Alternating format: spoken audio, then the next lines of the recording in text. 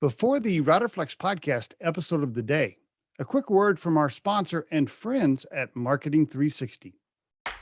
Try the #1 marketing platform for small business. Everything you need from design to marketing to CRM. Learn more at marketing360.com. Marketing 360. Fuel your brand.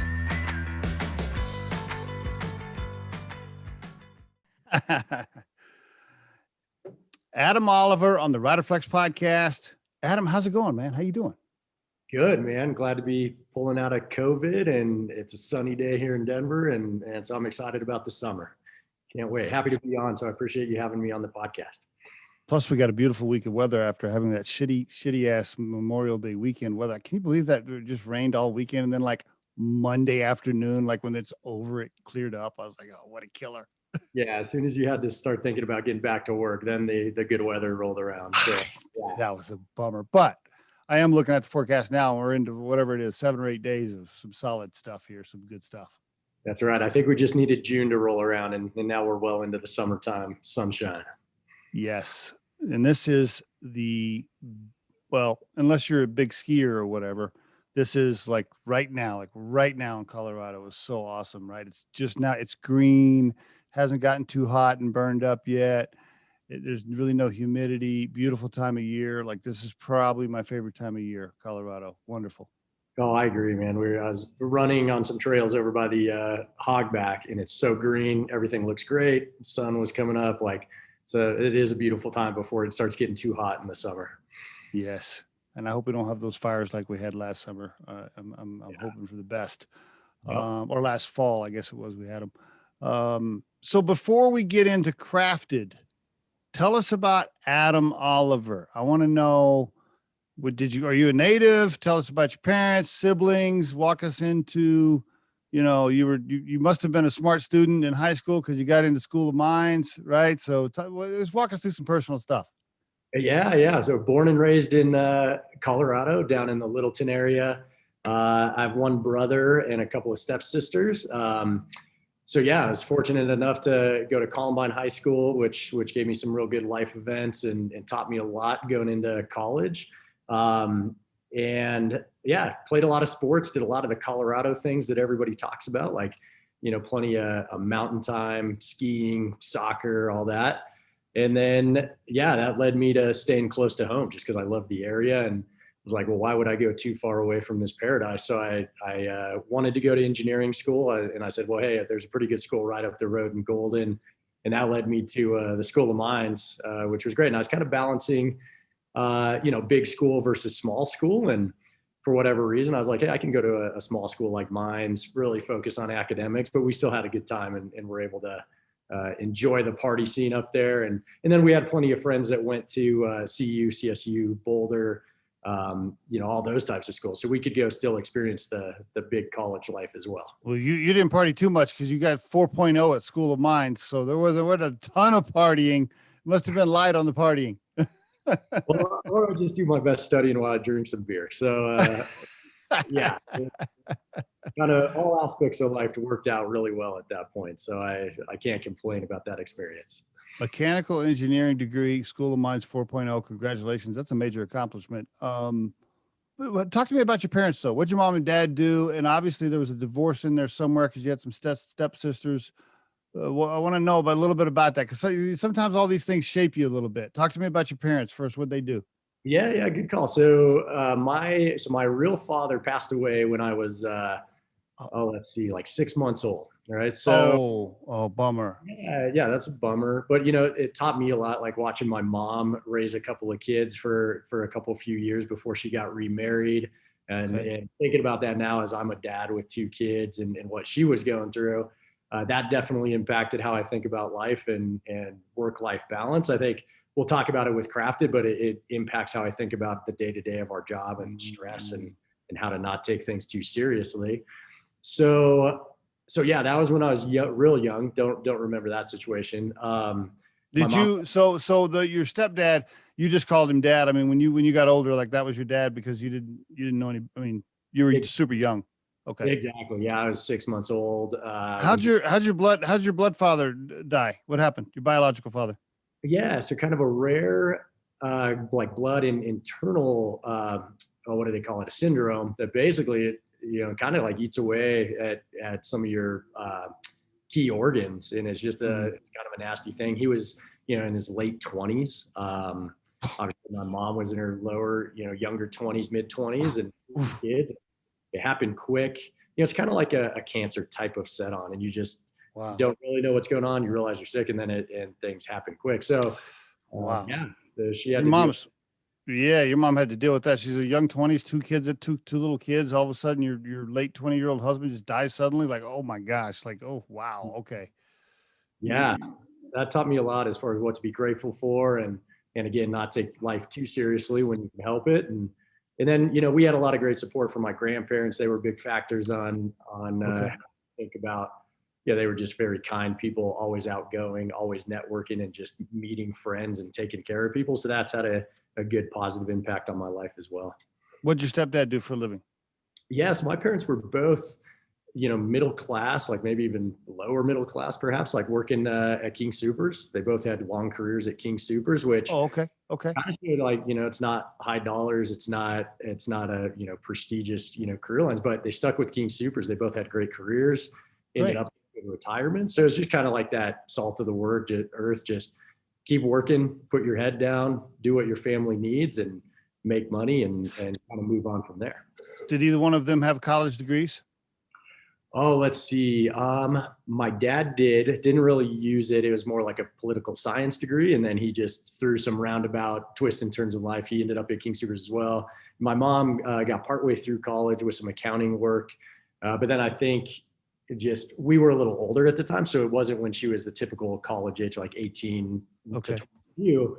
She did some college later in life, but then, raising some young kids and stuff like that, she decided like, well, get to work will be more valuable than finishing off that degree and Were whatnot. you out of the four kids? Were you the smart one? Were you the 4.0 School of Mines kid, or were all of them that way?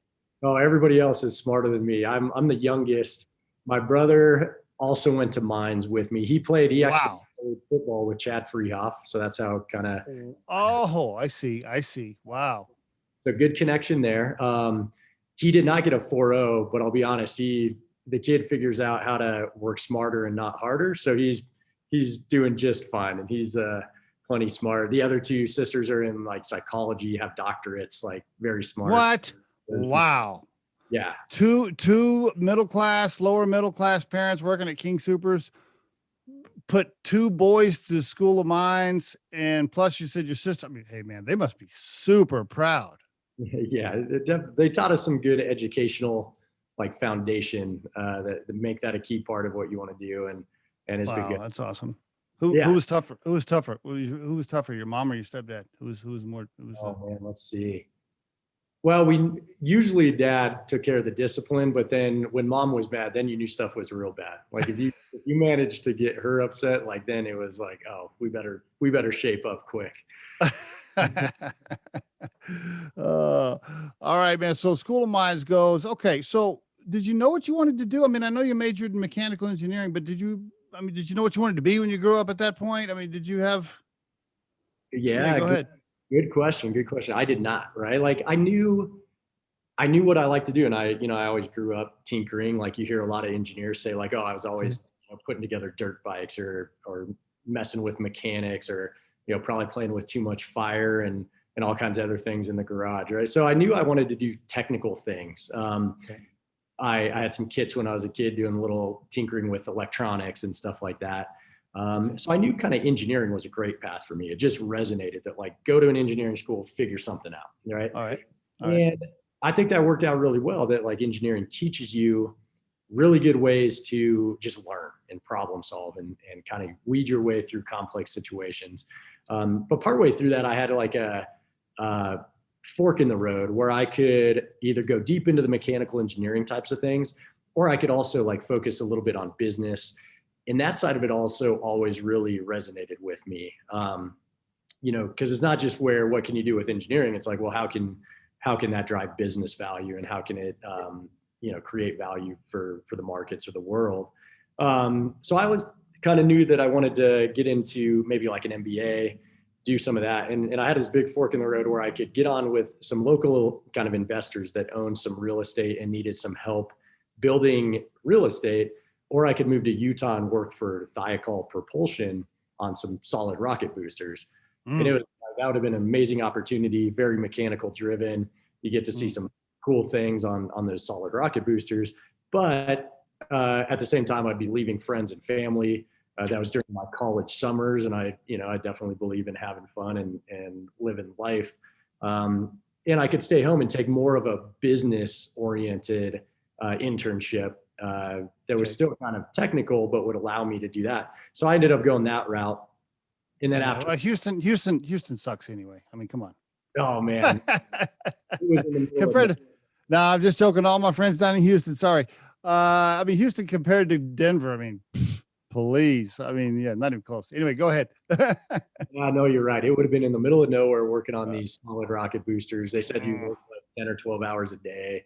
And I don't doubt that it would have been just a phenomenal experience. But I also knew at the end of the day, I didn't want to be just kind of a laboratory engineer working deep into the technology. Like I've always liked people too much. I like the mix of technical, the mix of engineering, but also like, how does it relate with people? How does it relate with business? Those types of dynamics. And so that led me eventually down into the MBA route and eventually into technology. Okay. Did you know you wanted to be an entrepreneur? Was that in there anywhere? I would say probably not. I would actually even say there were parts of my career or life where I would think I would not have been able to take a risk, or I would stay on the conservative path. Learning from my parents, put your head down and make your money, do your job, and just move on. So I'd say no. Like getting out of undergrad, I would say entrepreneurship was probably not the thing I was thinking about most, closely or driving towards. And then it just kind of presented itself, eventually as I progressed through my career. Well, how did you go from mechanical engineer to software developer? Yeah, good call. So I went from mechanical engineer to real estate and land development, houses, put in infrastructure and some developments up in the mountains. We were doing a lot of work in like Fairplay and Breckenridge. Okay. Doing that, but that's, I was working a ton of hours. I was driving a ton up there. I think one year I put 50,000 miles on my car. I was working, 60 hours a week or more. And then 2008 came around. So I see. residential crisis. And it scared me a little bit. And I jumped out. I was like, I don't want to get too far away from my technical background. I want to keep those skills. And I this impending doom.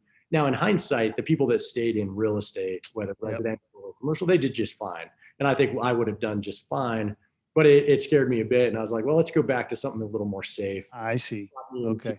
Technology, because I had some friends that were in the technology space, and they got me a job, and that kicked it off back in about 2007 or 2008 was when I kind of got into technology. I see. So that's how that. Okay, gotcha. That was this. I was looking at your LinkedIn profile and stuff. I'm like, wonder why he. Okay, appreciate you walking me through that. All right. So what transition us then into the last job you had as an employee into how you decided to start Crafted. Walk us through some of that. Yeah, no, great. I really credit a massive part of my career, probably most of it, to this company, Pivotal Labs. So they're a big company here in town. They were big in San Francisco, New York, Pivotal Software, and then they had one labs component, which was the consulting piece. And they're still around. They now are owned by VMware, right? So they went public, then VMware bought them. But anyway, Pivotal Labs, I worked with them for 4 years. And before that, I was a client of Pivotal Labs, right? I see. Me and another team grow a greenfield product, kind of a startup.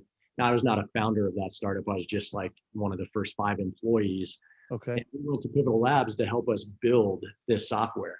And they really immediately taught me the best ways to build software in agile, modern ways, the best tech stacks, the best practices, all of these things. And I had one really good mentor at Pivotal Labs, Mike Baranek, who really, he would just shoot you straight. He's like, here's what you need to do and go do it well. And like, here's where it'll take you. And everything he said, he would like back up and it just worked. And he was very blunt, like to the point type of guy. But he did. He just kind of showed me. He's like, Adam, here's the next things you need to go do, and if you do it, you'll be successful. So I really credit Pivotal Labs and Mike Barron with a lot of my success. Great team. They really do have some of the best practices in the software industry on how to do this stuff. So then getting into how we started Crafted, Pivotal was growing to an IPO, right? They were getting into different markets, different sizes of clients that they were working with. And so they started to trend more to Fortune 10, Fortune 100, Fortune 500 companies, bigger problems, a lot more bureaucracy and hierarchy in the clients that they were working with. Yeah. And that's okay, because for them, it was driving them to their IPO, and it was massively successful and great. But through that journey, one, I was starting to hit a bit of a ceiling with where I could go in a big organization. And I was also like losing a little bit of my love of starting with or working with startups and working with growth stage companies that are really getting product market fit. They're really starting to accelerate, and now they need to become a mature software company. And I think that's really what I enjoy doing based on the practices that we had for Pivotal. And I said, well, hey, let's get a small team together and just go work on some of these smaller projects that are now too small maybe for a company like Pivotal or something. I was like, let's just be more of a niche player and get back to what we want to focus on. And did you talk to your bosses at Pivotal and say, hey, I'm going to create my own thing and take care of those little clients you don't want to deal with anymore? I did not. But I know one thing that Pivotal did really well was like when people would go and leave and do startups, they were very supportive of it. They'd often, if you ever wanted to come back, you could come back. Now, I will say most of those startups were not as directly comparable as far as a business model. But I think at the same time, like they did see that writing on the wall that like, hey, we do not want to, or like we're not going to service those small clients. And their prices had risen so high that a lot of the companies that we try to work with, they can no longer pay $300 an hour for consulting. They need a boutique shop that can fit in. So there was not a whole lot of ruffled feathers as far as me starting a consultancy. I would say there were a couple, if we want to talk about a couple of the employees that have come over to Crafted from Pivotal, that caused a little bit of friction, but I tried to avoid that as much as possible. Did you get a call from somebody? I got a couple of calls, a couple of texts. It only happened a couple of times, but yeah, I mean, it's not something I felt good about. But at the same time, I knew some of these employees were leaving, right? They were seeing the same I was seeing. Yeah. They also wanted a startup option like Crafted could give them. We're nimble. We can be more flexible with how we operate our business and our consulting model. So so we got through those waters. Okay, let me back up for a minute. You get ready. So what happens? Are you married with kids, families, partners? What's your status at home? Yeah, so married. I've been married almost 17 years, and then 2 kids. So I've got a 6-year-old daughter and a 3-year-old son. They'll both turn 7 and 4 in July.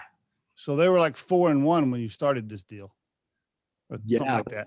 Yeah, let's see. Were they? Yes. 28.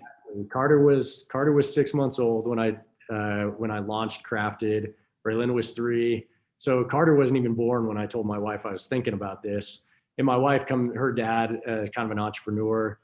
And, I'm expecting, hoping she'll tell me how crazy I am and like, you shouldn't go start a business right now. And she goes, okay, that sounds good.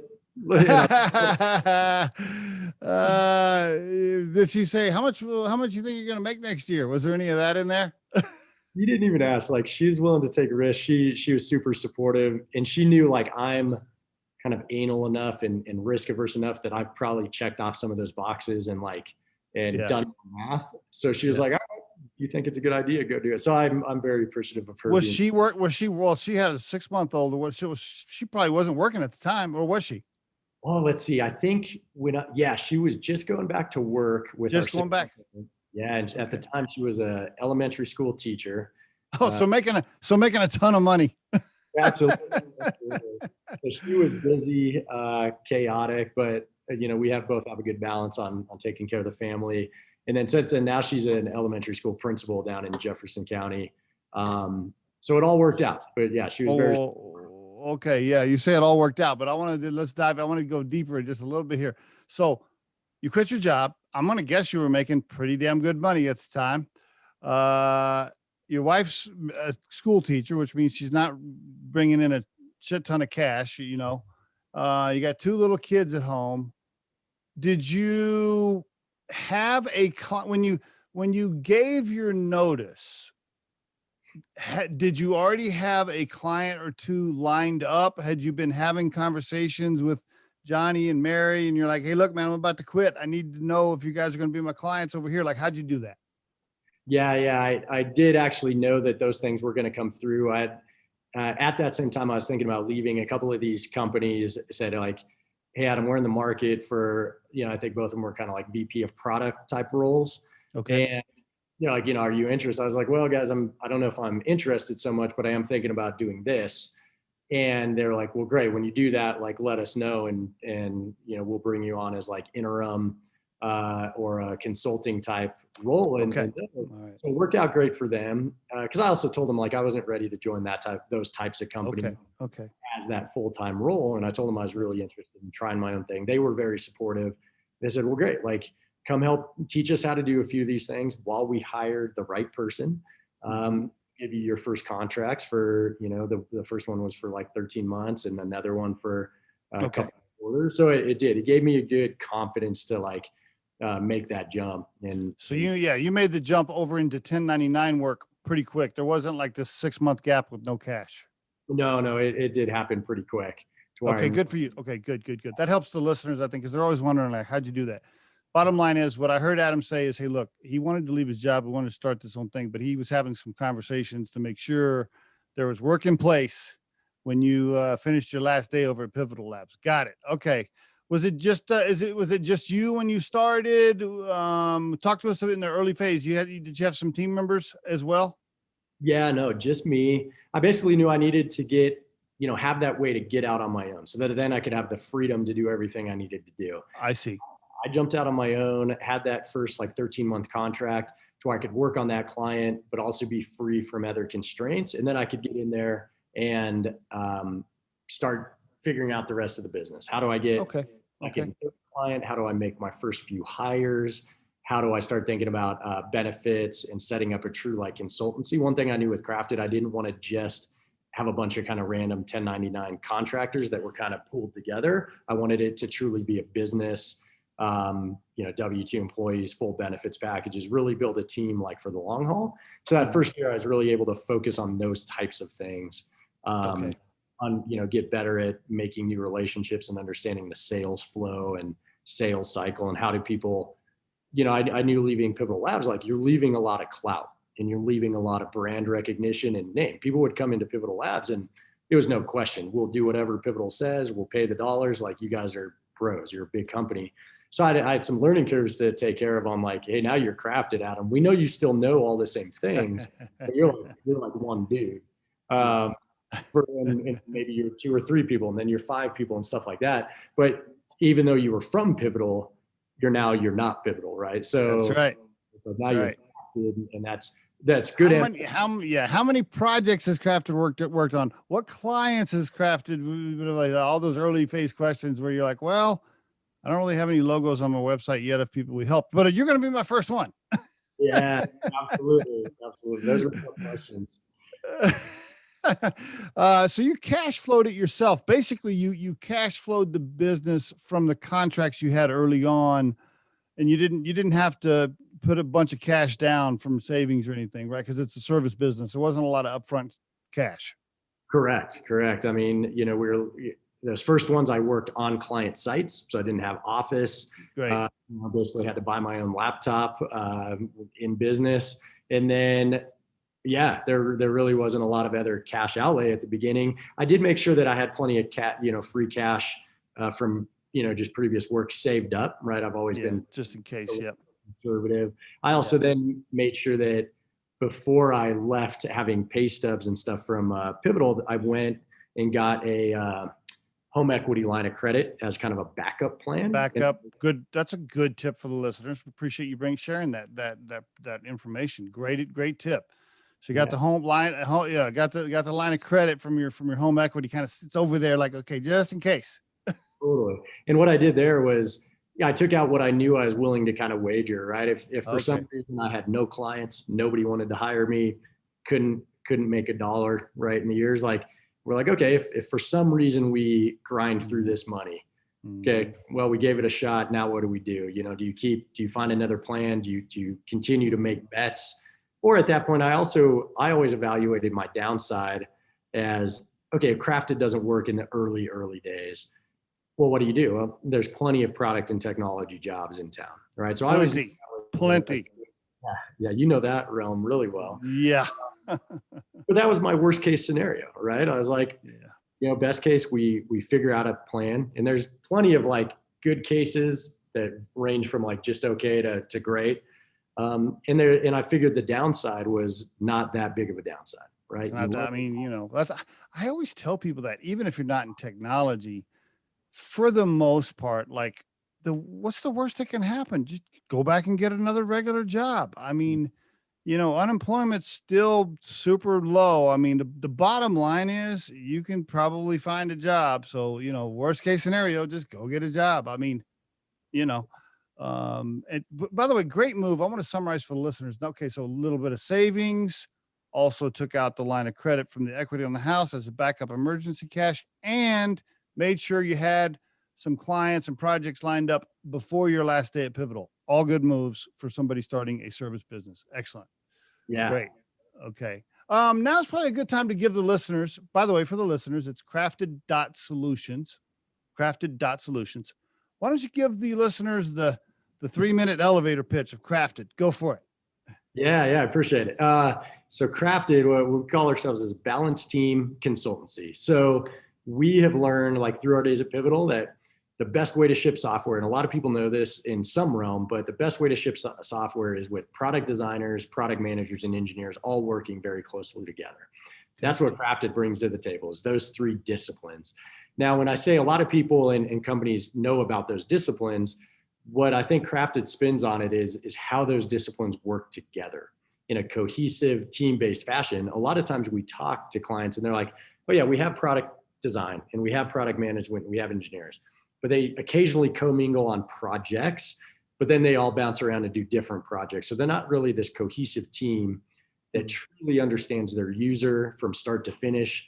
They're not always aligned with their business because they're doing 10 different projects. And then they're not always aligned with each other because it's more of a handoff situation versus a very tight-knit collaborative team that is understanding a problem, figuring out the solutions, and then shipping software as quickly and as iteratively as possible. So that's really what we focus on. We're a balanced team consultancy.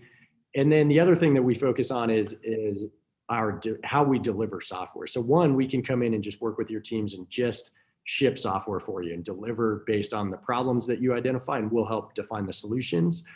The other thing we do, which I do think is a big differentiator from most consultancies and agencies, is we also have this enablement factor where your team members can sit with Crafted and we'll teach them things like user-centered design, test-driven development, continuous integration to continuous deployment, how to do lean product management and experimentation. Like, so you just sit with us and your people learn how to do that side by side. So not only are you leveling up and shipping your product, you're leveling up your people, and your whole team is getting better with some of these disciplines that we've learned throughout our careers. And that tends to be a pretty powerful thing that a lot of our clients have said, hey, Adam, that's a key reason that we are signing this with you is that factor. Because the other approach, Steve, as you've seen in the market is, a lot of coaches come in and they coach you like in a conference room and at a whiteboard and with some booklets. And then you're like, okay, well, let's go try that. And that doesn't usually work quite as well, in my opinion. The best way to learn something is like we sit with you in the trenches. Let's just take you through some of these flows and let's just ship some great product for your company. And then, by the way, you're going to learn stuff every day all along the way. Okay. Thank you for that. I want to repeat back to you in layman's terms what I heard. See if I got this right. Layman commoner, just a commoner that's not a software engineer. I'm going to repeat it back. So I own a recruiting firm, Riderflex. Let's say I decided that I wanted to build our own applicant tracking system, right? Our own ATS. And there's a million different ones you can buy on the market, but for some reason I didn't like any of them. I wanted to build my own ATS. And I wanted to build it so that we could use it and we could potentially sell it.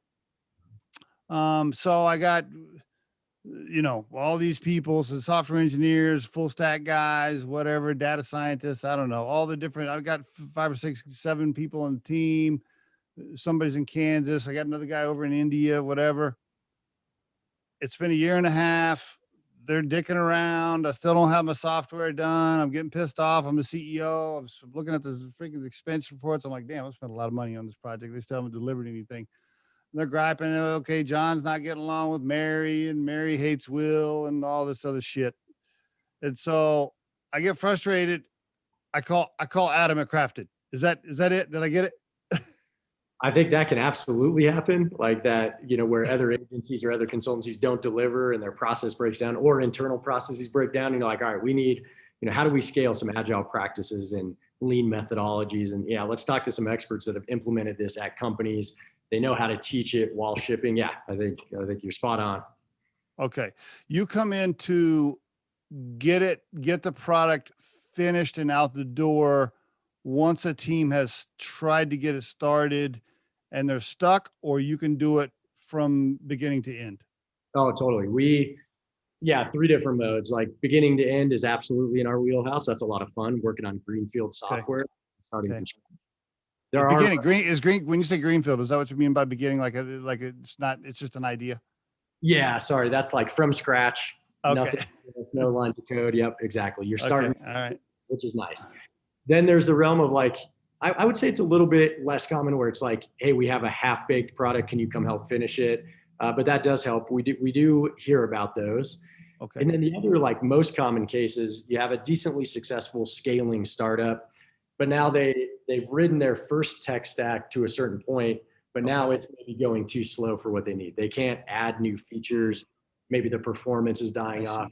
Maybe it's a legacy piece of software that's just rough. So they'll come in, and this was one of our recent clients, Talent Reef here in Denver, and they said, "Hey, we've got about 12." What is that? Is that a recruiting firm? They are actually. They're in I gotta believe that. I gotta have to bleep that out. No, I'm just playing. I'm just joking, you man. Go ahead. I'm just messing around. Gotcha. They're more in the like fast food, like hourly work. Yeah, I'm just joking. So anyway, I got you off track. Sorry. No worries. But they had like 12 years of legacy software, right? Written on some old technology, Cold Fusion. I see. And it was like, hey, let's get in there. We need to help modernize these tech stacks, move over to some new platforms, some new user experiences.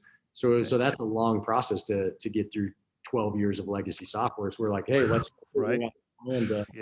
modernize this thing piece by piece. Not to mention, you can't even find the full stack developers that wrote the crap, and you're like trying to get it. You're like, hey man, where is this stuff? Oh yeah, absolutely. Yep. Okay, very good. How many people on your team? Yeah, so we have like 10 people right now. And then we also have kind of a group of contractors that we work pretty closely with as we scale. Plans for this year are hopefully getting to about 15 full-time crafted people. Wow, that's all right, man. You don't want to share revenue, I don't guess, do you? No. Do you want to give us like a ballpark? I'm hoping this year, if things continue to go well, like we should get up over a couple of million. All right, cool. Congratulations. All right. How was 2020? Were you down, flat? Were you slightly up? How'd you finish 2020? I mean, a tough year for everybody, but just curious. It was tough. We're going into 2020 with some great trajectory. Really planned on growing. Q1 was great. Q2, obviously the slider. So that, let's see, we dropped 70% of our projected revenue for Q2, but luckily the 30% of the revenue was enough to like keep us healthy, keep us sustained. And then actually the second half of the year with a few clients was great. We actually ended up growing.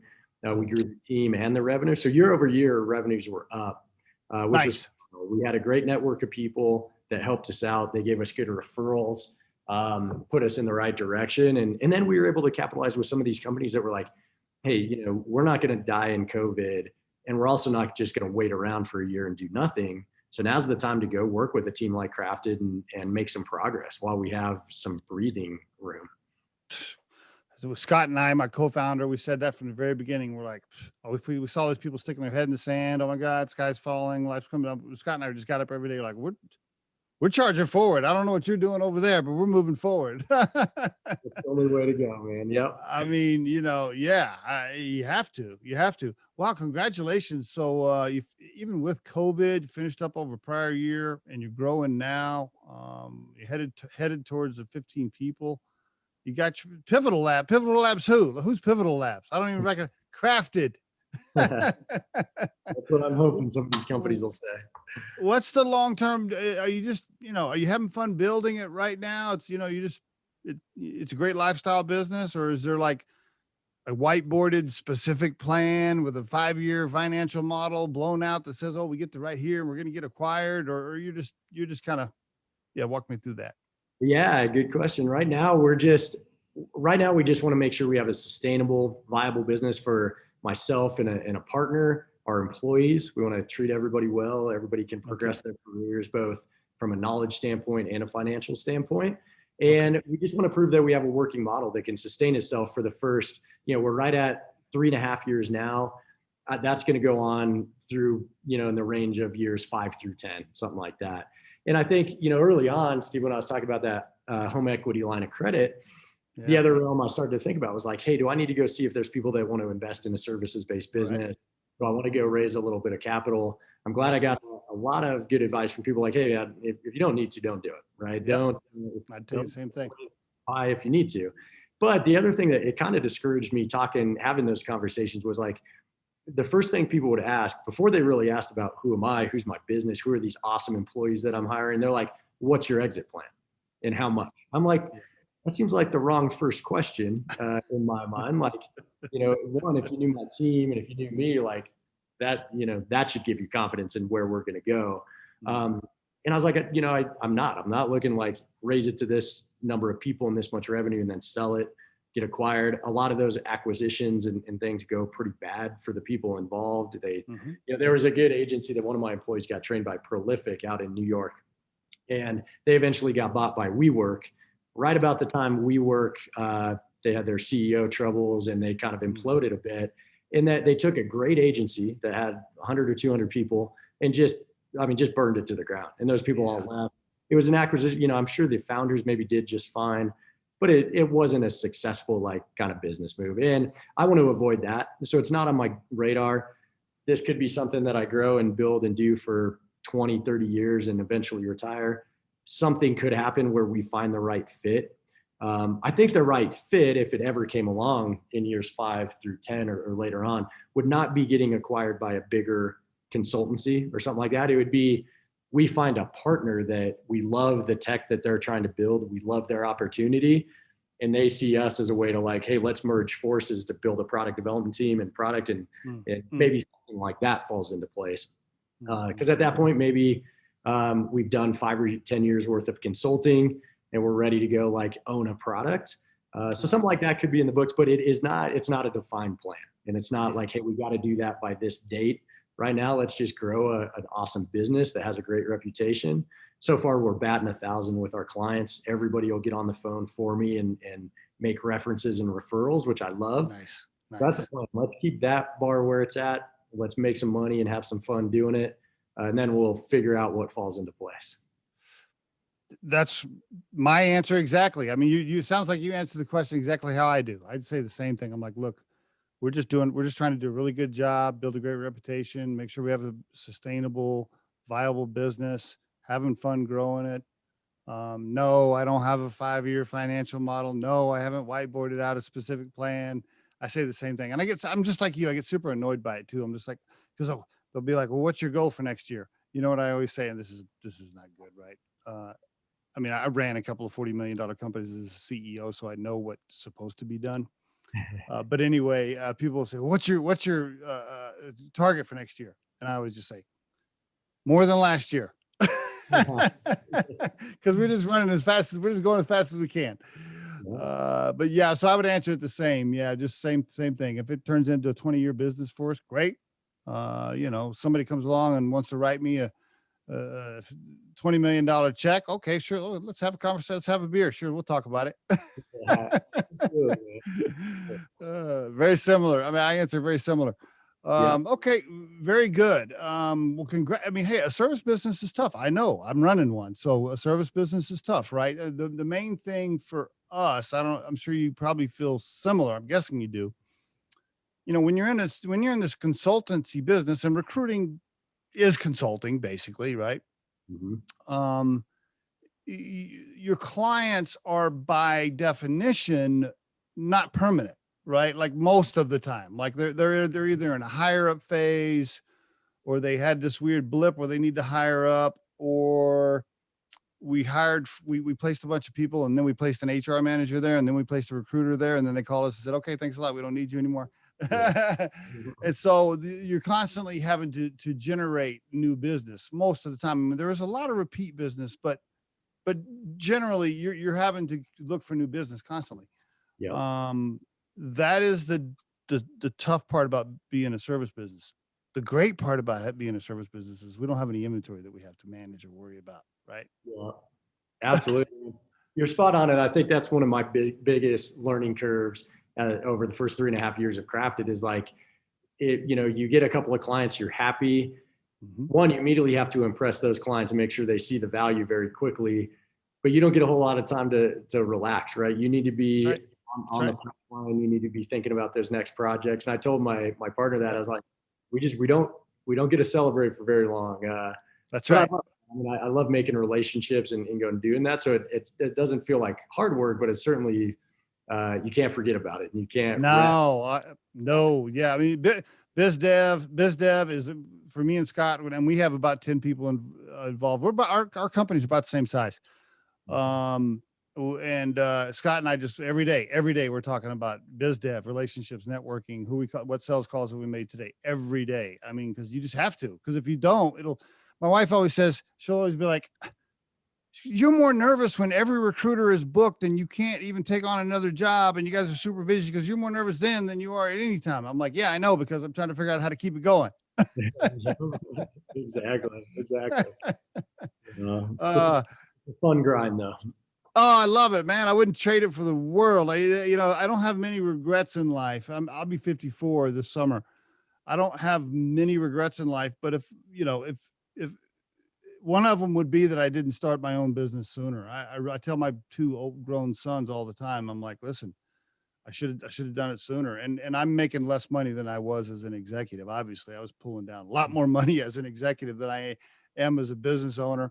But I wouldn't trade it, man. Are you kidding me? I love it. I love it. The biggest things for me are, even with all the stresses, with all the pressures of being a business owner, and we could talk about that for another hour, of all the stresses and pressures, Yeah. but the flexibility and freedoms that come along with it are just hard to measure, right? You just can't even put your finger on it. I mean, if I want to get in my Jeep at noon on a Friday and drive to the mountains, I don't have to ask anybody. Definitely, man. I love that. And I think, yeah, planning vacations, doing those types of things make a lot of sense. Yeah. I think on the flip side, there's the other angle of like, okay, if I'm going to Cabo, like probably going to bring my computer and do a little Oh, bit. no doubt. Oh, you're never really off. Yeah, you're never really off, right? No, right? Exactly. So, but you get the benefits of both, right? You stay on when you want to, and then you can kind of carve out your own time. So I had to buy a satellite phone. I pay for a satellite for when I go up in the mountains. When I'm out of range, I have a sat phone that I carry in my backpack. Oh, nice. That's a good To call. to your point, always, like, when you own a business, like, unless you're, I don't know, on the operating table, you got to be reachable. Yeah, absolutely, man, for sure. Well, two final questions. I know we're almost out of time. If you could call the young man on graduation day, School of Mines, got the cap and gown on, what would you tell him, knowing what you know now? Yeah, good question. I think, actually, if I could back that up 4 years going Okay. into the School of Mines. All right. I often have this debate with myself. There was a point in my career where I was getting, a pretty good amount of breadth, but I had this nervousness of, was I getting enough depth or not? Right. I was learning a ton across a lot of different things, but was I going deep enough on anything? And I started to have this concern. It's like, man, people are going to see me as like just not valuable enough in any one thing. And is that bad? Right. And so I had this stress. So if I look at it from that angle, I would say like, hey, going into mines, knowing that I'm in technology now, would I go back and do like a CS degree, right? Instead of like whittling my way into the technology spheres and just finding a path. So that would be a possibility. But then the other way I look at it, and if there's other people listening and they're wondering about that breadth versus depth, I actually now look at the fact that my breadth across many things, right? Whether it's mechanical engineering, real estate, development, finance, getting my MBA and focusing on finance, on the job training, technology, and product management. Now, as I launch Crafted, that breadth, and I think across my breadth, there's a decent amount of depth. Yeah. I now think that that's maybe one of my biggest assets that gave me the most comfort to go launch like a Crafted. And I knew enough about finance. I knew enough about technology. I knew enough about people management and HR disciplines and stuff like that, to where now it's become exponentially more valuable than had I just dove in straight into like the CS path and become a hardcore coder. I think if I would have done that, maybe my whole plan and path would not be where it is today. And I love where I am today. So I wouldn't want to change that. Those are the things that go through my mind, like breadth versus depth. And, would I tell my kids like to go focus on technology, or tell other kids like technology is so valuable, go focus in that realm. But I think you can find your path out however you want to find it. Okay. Last question. If you had to put your core purpose in life into a sentence or so, but I asked you to separate that from your immediate family. So let's set your wife and kids over to the side for just a second, knowing that's obviously your core purpose in life in general. But if you didn't include that immediate family, how would you define Adam's core purpose right now? Yeah, I would say my core purpose, as well as what I'm trying to impart to Crafted employees and Crafted clients, like through Crafted, is to be nice and be kind to each other. I think the way that people interact with each other is typically one of the biggest problems in whether it's social or business life. Yes. And while Crafted's got a lot of tactics and tools in the tool belt, none of those tools really matter. Like if you can't have collaborative, good relationships with people. If you start there and you're nice and you're empathetic and you understand people, the other crap can work itself out, right? So my goal is to be as nice as I possibly can to everybody I meet, try to give them value in some interaction that I can have with them, or that Crafted employees can have with these people, and leave everybody in a nicer, more empathetic spot. Then some of these other bigger problems that we're all facing start to eventually wash themselves out, but it's going to take a while. Isn't it great stuff, Adam? Isn't it amazing? Out of all the different things I've ran as a manager, as an executive, as a company leader, so often it all comes back to the people skills and the communication with the team. So often. The teams aren't talking. So-and-so's mad at so-and-so. I'm amazed at how often it comes back to that. And as a great consulting company, that's one of the things that's wonderful, right? Because when you go in, even though you guys go in as a tech consultant, you end up being like the psychiatrist for everybody there, because they just open right up to you and say, well, Bob's like, he's never here on Fridays, and that's what's causing part of these problems. Totally. You get all that, right? All right, my friend, great interview. For the listeners, one more time, crafted.solutions. You can also look up Adam Oliver on LinkedIn. By the way, he loves it when you send him a bunch of LinkedIn messages trying to sell him stuff. So please send him a bunch of those. Yep. Just joking, man. Thanks for being on the Riderflex podcast. I appreciate it. Yeah, Steve, I appreciate what you guys are doing. It's awesome to be able to share this info, and you guys taking the time to get this out to people in the community is fantastic. So I appreciate it.